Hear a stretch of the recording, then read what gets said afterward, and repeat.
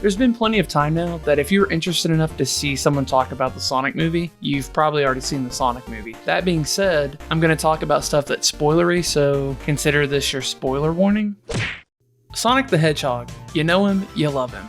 Our favorite radical blue Sega mascot who's faster than fast and way past cool. With other video game franchises getting a movie adaptation, it was only a matter of time until he got one, despite it taking roughly 30 years. Better late than never, I guess.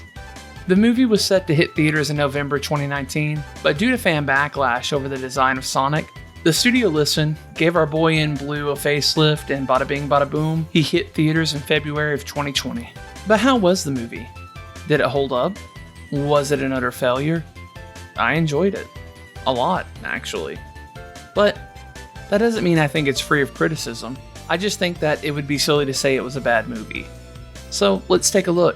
But before we do that, be sure to subscribe if you haven't. Leave a comment below, letting me know what you think, your hot takes, or, I don't know, a nice lasagna recipe. Please be the last one. Sonic the Hedgehog has a pretty simple plotline. It goes from point A to point B fairly well, with only a couple of dips here and there. You start out with Sonic in mid-chase from Dr. Robotnik in a wow, how did I get here you may ask, style flashback to when Sonic was a marketable baby. We see him running through a Green Hills-esque world while the Sonic Mania theme plays. He's followed home by a group of echidna hunters who attempt to kidnap him from his owl mom. She gets shot with an arrow, uses a ring from a bag of rings, opens a portal, and sends him to Earth. We cut to years in the future with an opening scene of Tom the cop in, get this, Green Hills, Montana. Which, by the way, isn't a real town. Tom, who feels like his life is dull and lacking excitement, wants to move to San Francisco to pursue being a cop there, as it would be more thrill to his life than saving cats from trees or getting bagels from ducks. We then see that Sonic has decided to make his residence outside of Green Hills, and spends most of his time spying on townspeople.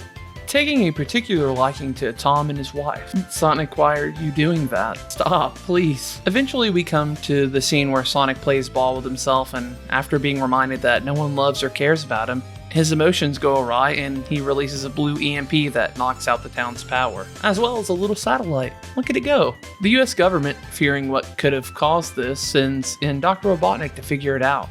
He catches wind of Sonic's existence, and for whatever reason, Sonic flees to Tom's garage. With his trusty bag of space travel rings, Tom finds him, Sonic meows, Tom shoots him, and as he falls to the floor, he mutters, "San Francisco?" which is on Tom's Baby Gap shirt, causing him to drop his rings onto a skyscraper via the ring's portal on the floor. Now, as you can guess, this leads to Tom helping Sonic by going on the shortest road trip from Montana to California, where Tom's wife just so happens to be, trying to get a jump on setting up their new life. They get into a bar fight, sleep at a motel, have a battle on the country's most empty interstate. This is the part where Sonic flosses, and I know everyone brings this up and talks about how cringy it was, but like, in the 90s, every movie had someone doing the Macarena and nobody complained, so...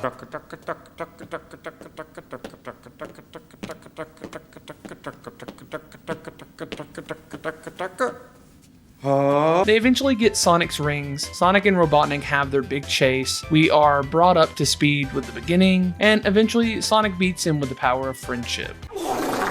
With all that out of the way, let me talk about the things I liked and then disliked in meticulous order. Right off the bat, the Sega logo at the start of the movie was really cool. A lot of my favorite games were shown in it, and I just thought it was a super neat thing that they did. Hyper Potion's friends from Sonic Mania being played during the Baby Sonic scene was such a nice touch. I felt like this was such a treat watching. A great way to start the movie because I really love that song. Also, the Green Hill Zone / Angel Island area was super neat. This turtle smile. Getting to see Sonic slow down time in the bar fight scene. I like that when Sonic got his iconic red shoes, it wasn't made to be some life-changing event or some huge ordeal. He just kind of gets them and he really enjoys them.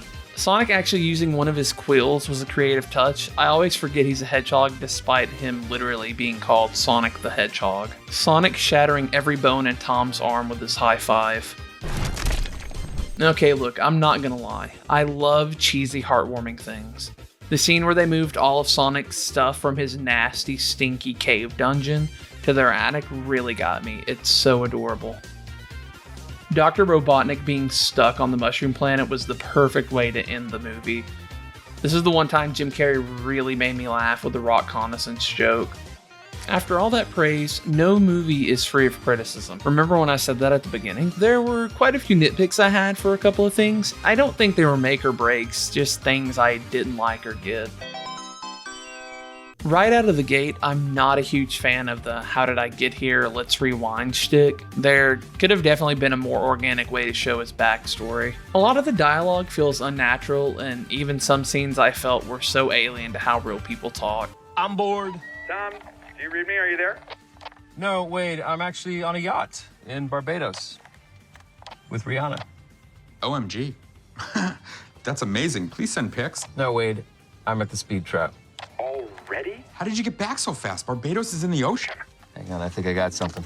I find it funny that the interactions with Sonic, who isn't real, were the more realistic and flowing than two actual actors talking to each other. They showed a graph of Sonic's foot, and I think that should speak for itself. The overly obvious ads were a little jarring. The only apps on my phone are the ones that came with it. In the Olive Garden.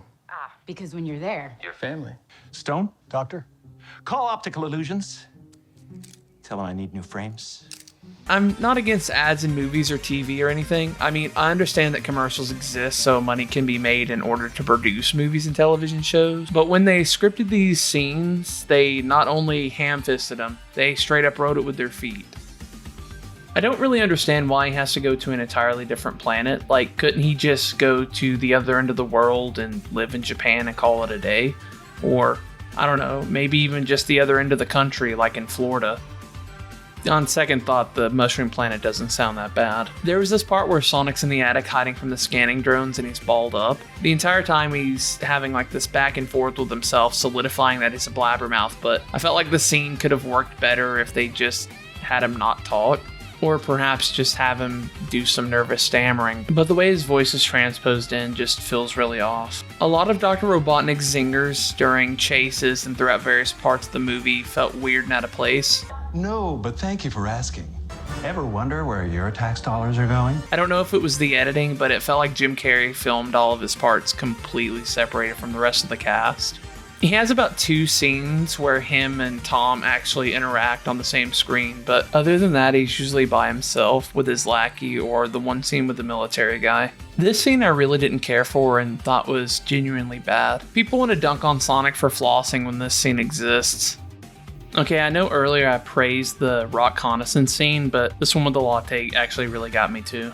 I just thought you might like a latte with steamed Austrian goat milk. What do I look like, an imbecile? Of course I want a latte. I love the way you make them! The Robotnik zingers during the ring chase were also weird. Like, I know I already said that his lines in the editing were strange, but I just want to emphasize how I don't really like the zingers, okay? I still don't understand his electrical powers. Is this ever a thing in the later games? I know he has like a blue aura when he spin dashes and stuff, but... Look, I like the movie, what can I say? I thought it was a fun watch, and despite being overly cheesy, I really enjoyed myself. I won't pretend to be the biggest Sonic fan. My knowledge of Sonic is based solely on the Sega Genesis titles and Sonic Mania. Outside of those games, I know basically nothing of the lore. That being said, I feel like maybe I watched this movie without biased eyes. I find that people are generally too harsh on film adaptations of video games. Movies like Super Mario Bros., Street Fighter, and Doom are great examples of reasons to be harsh, but I think as time has progressed and as many fans of video games have grown up and entered professions in the movie industry, we might be starting to enter an era of not so bad video game movies. Is this movie the pinnacle of video game adaptions? Nah. Is it one of the best adaptions? Absolutely. Lastly, the after movie bit with Tails was such a nice touch, solidifying that a sequel is possible in the future. Or else that's what I would have said if the company that redesigned Sonic didn't file for bankruptcy in December. The company NPC Vancouver were also responsible for the designs and visual effects in the Detective Pikachu movie. Another movie that I really enjoyed, but we'll save that for another video. Well guys, I'm Oliver, and that's my piece. I'll catch you guys on the next video.